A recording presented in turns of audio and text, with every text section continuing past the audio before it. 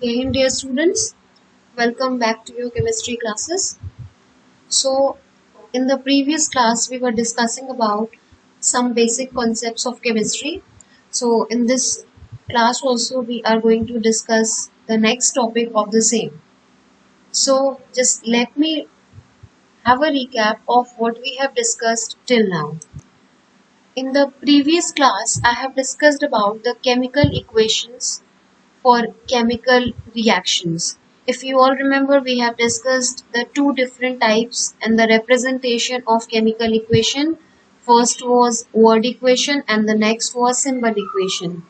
The first word equation can be represented in this manner, whereas the chemical equation for the same can be represented in this manner. We also talked about certain symbols of physical states of the different substances undergoing reaction, out of which we discussed few of the major ones, that is small s is representing the solid state, small l is representing liquid state, and small g is representing the gaseous state. The symbol AQ represents the aqueous solution. The upward arrow is indicating the evolution of a gas, whereas a downward arrow indicates the formation of a precipitate. These are few of the examples in which you can see there is an evolution of gas which is indicated with the help of an upward arrow, and there is the formation of precipitate which has been indicated with the help of a downward arrow. So now today we are going to again talk about certain more important topics which are related to the chemical equations definitely, but we are going to talk about the arrangement of the subatomic particles with the help of a model named Bohr's atomic model. Students, I hope by now you all must be remembering the name of all these elements with their atomic numbers. So you have to remember from atomic number 1 till atomic number 20, that is from hydrogen till calcium. Now in the previous videos we have discussed about the atomic number and atomic weight, which is also termed as mass number or atomic mass. So there are few points I'm just going to recall once again so that you are able to have an understanding in a more better way. So this is something which we have already discussed in the previous classes only, that the atomic number of an element is equals to the number of electrons or the number of protons in a neutral atom. Similarly, mass number can be defined as the number of protons plus number of neutrons in a particular element. So mass number is only called as atomic weight. Now here if you can see the relationship between mass number and atomic number, you can see the mass number, since it is equals to number of protons plus number of neutrons. So but the number of protons is equals to atomic number, we can also write the same thing as like mass number is equals to atomic number plus number of neutrons. So here with the help of this particular equation we will be able to find out the number of neutrons for any of the element if asked. Now the next thing is, if you want to represent any element, what is the correct way of representation? So you have to write the symbol of the element here. The mass number has to be written as the upper subscript and the atomic number has to be written as the lower subscript. So always remember the number which is written at the lower end is the atomic number, whereas the one which is written on the topmost corner will be the mass number or the atomic mass. Now, when you look at this picture, what is the first thing comes to your mind after knowing all these things about the matter? So, I hope by now you must have understood that this is the representation of an atom. This is a three-dimensional picture which is representing an atom. So here let's talk about the same in more detail.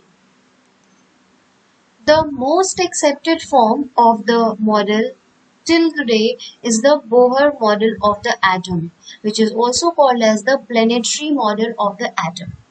Let me tell you why is it called as the planetary model of atom, because it very much resembles to our solar system, where sun is present in the center and the different planets are just they are just moving around the sun. So the same ways the different subatomic particles are also arranged in a model of atom. So Niels Bohr was the scientist who formulated this model, and that's why it is called as Bohr's model of atom, and this is the most widely accepted model of atom till date. You will be studying about the same in more detail in class 9. So right now you have to see an overview of the Bohr's model of atom. Now in the Bohr's model of atom you can see the center part, as I have already told you, is called as nucleus part, and I hope everyone must be remembering that the nucleus is the positively charged center, and these red balls are representing the presence of electrons, and these electrical or the circular orbits which you are able to see, they are called as energy levels or simply the orbits. So Bohr's model consists of these major things.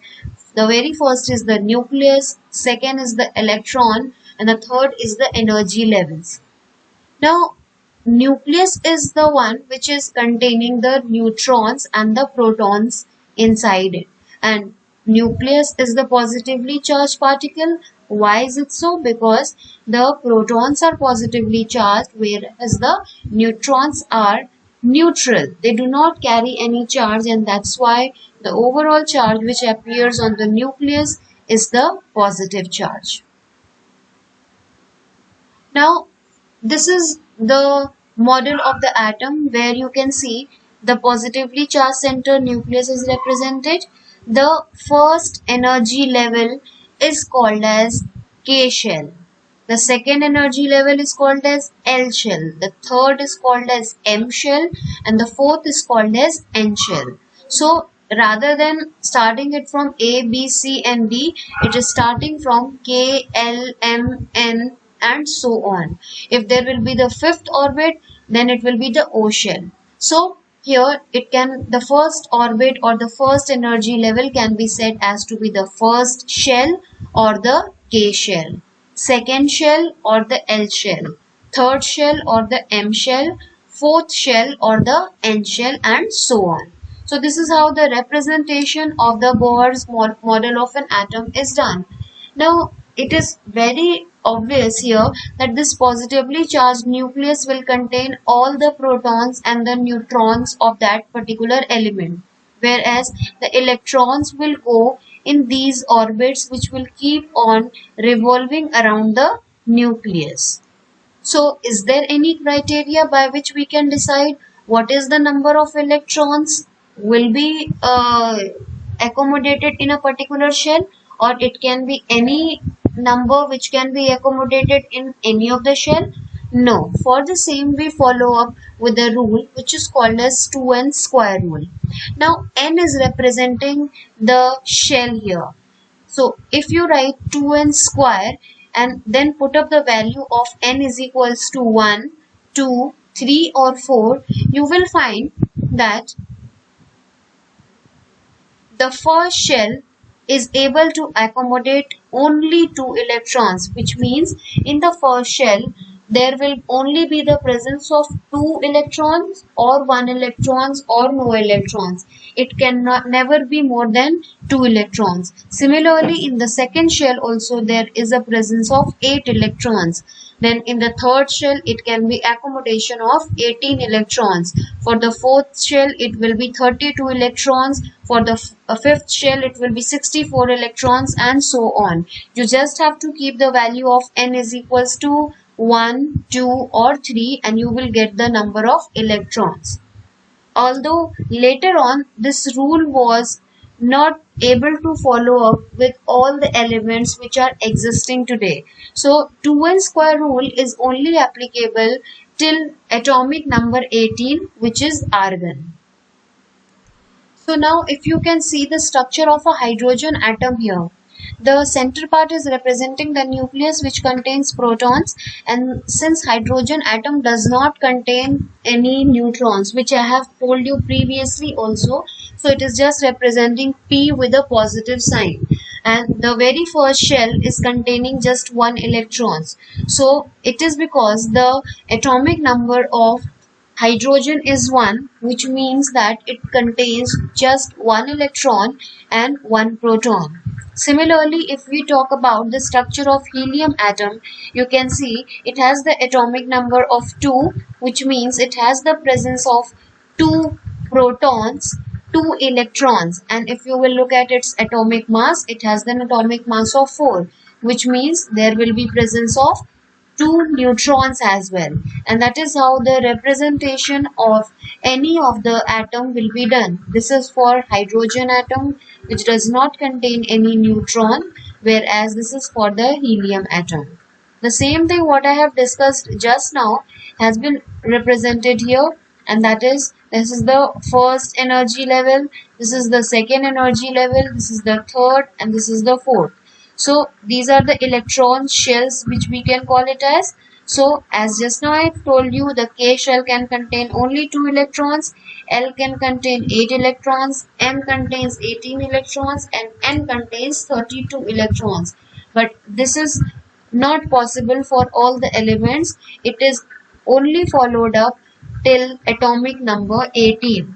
And why is it so? It is because of the octet law, which you will be studying in more detail in higher classes. Octet law says that any of the atom or element should contain only 8 electrons in its outermost shell.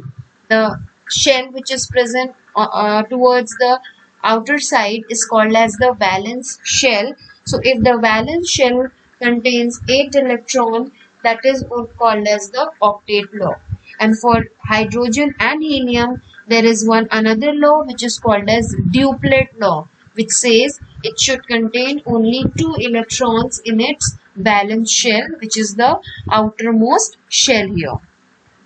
Now if you pay attention towards the order of energy levels here, you will find that the K shell has the least energy because it is closest to the nucleus and the electrons are held together. Why? Because this is positive charge and the electrons are negative charge. So they will be supporting each other. There will be an attraction.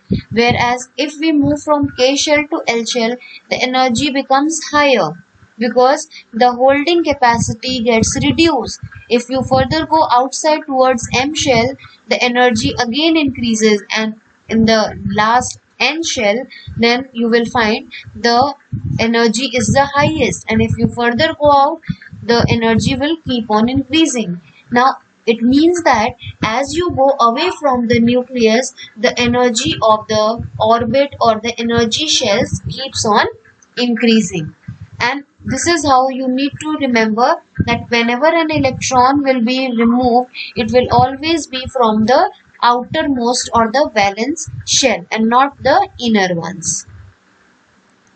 Now let's see this example where you can see that here there is a representation of the nucleus with 13 protons and 14 neutrons. So I hope you would be able to tell me the atomic number and its atomic mass along with the number of electrons. So if 13 is the number of protons, definitely it would contain 13 electrons and its atomic number would also be 13.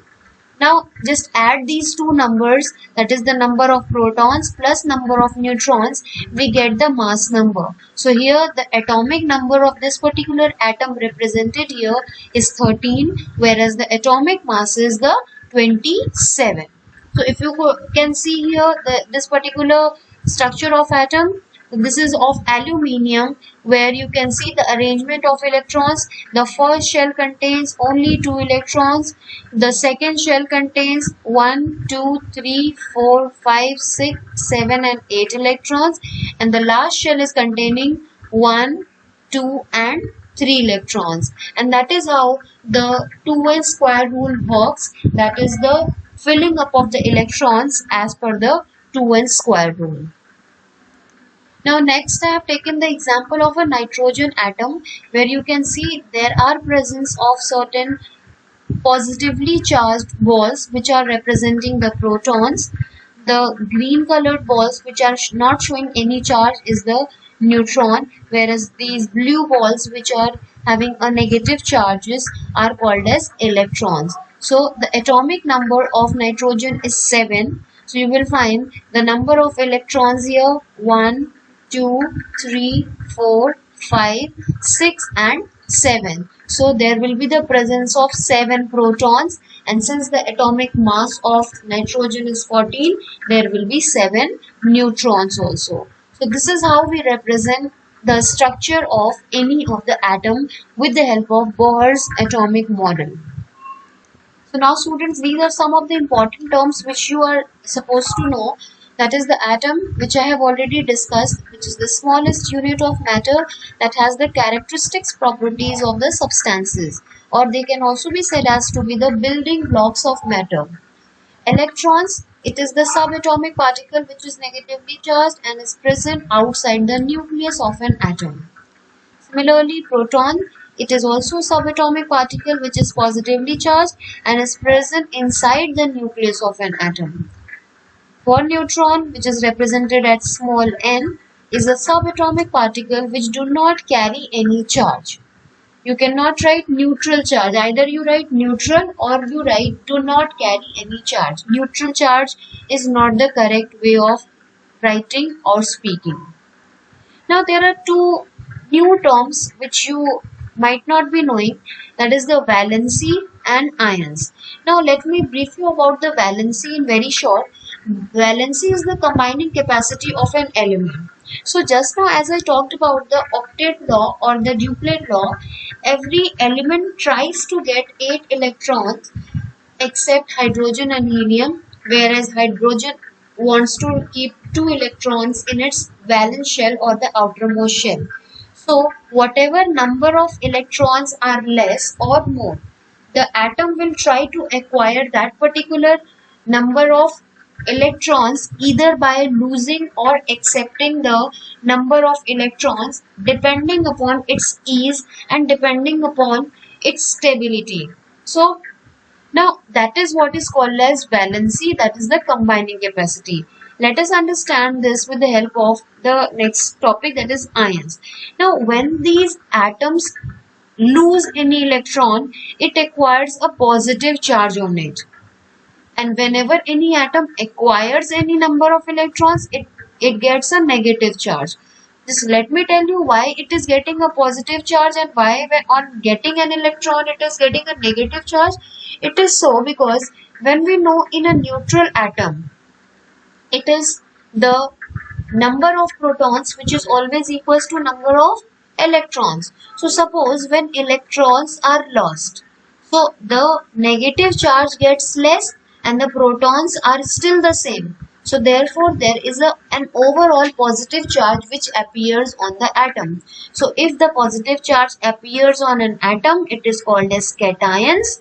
When it is accepting an electron and there is an extra negative charge, is represented with a negative charge. If 2 electrons are accepted, then it is 2 minus. If 3 electrons are accepted, then it is 3 minus. So when negative charges are appearing on an atom, it is called as anions. So whenever there is an appearance of charge, whether positive or negative charge, these charged particles are called as the ions.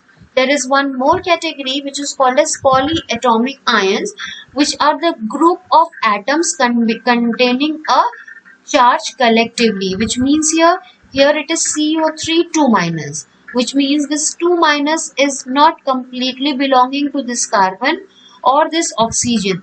Similarly, in SO4 2 minus ion, this 2 minus is not completely belonging to this sulfur or this oxygen. It is common for all these 5 atoms. So when the group of atoms contain a charge collectively, it is called as polyatomic ion. So right now you just need to know the overview that valency is the combining capacity. If any of the atom is losing one electron to get the stability or to complete the octet, its valency is 1. Similarly, if any atom is accepting just one electron for getting octet law fulfilled, its valency is again 1. So that is how we get to understand what is valency. Like here, if I take an example, sodium's valency is 1 here, potassium's valency is 1 again, chlorine's valency is 1, whereas oxygen's valency is 2 because it is accepting 2 electrons. So depending upon the number of electrons released or donated or the number of electrons accepted by an atom determines its valency. So this is all about the structure of atom. Please go through this all content along with the previous content whatever we have discussed till now, so that you are able to understand the things whatever we have discussed and the Mohr's model of atom what I have discussed just now. So this is all about the Bohr's model of atom today. Please go through the whole content twice so that you are able to understand whatever we are discussing over here. In the next class, we will be discussing the assignment which is related to this additional topics which are given. So take care everyone. Thank you.